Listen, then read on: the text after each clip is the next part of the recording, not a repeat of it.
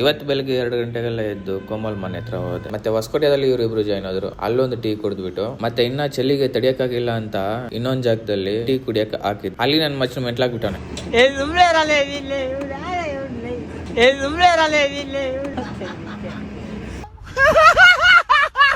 Bright ಆಗಿ ಕಾಣಿಸ್ತೇವೆ bright ಆಗಿ paint ಹೊಡಿ ಬಾ ಹೋಗ್ಲಿ.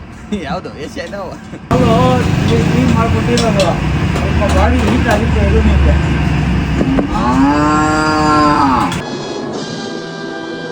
ಯಾವ್ದು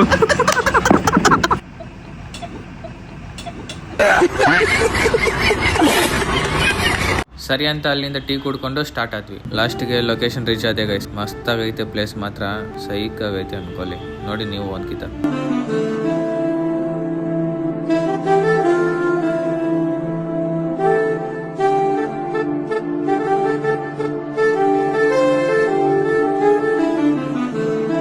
ಮತ್ತೆ ಇನ್ನೂ ಒಂದು ಪ್ಲೇಸ್ ಹತ್ರ ಹೋಗ್ತಾ ಇದೀವಿ. ಮೇಲೆ ಈ ಜಸ್ಟ್ ಕೆಳಗಡೆನೆ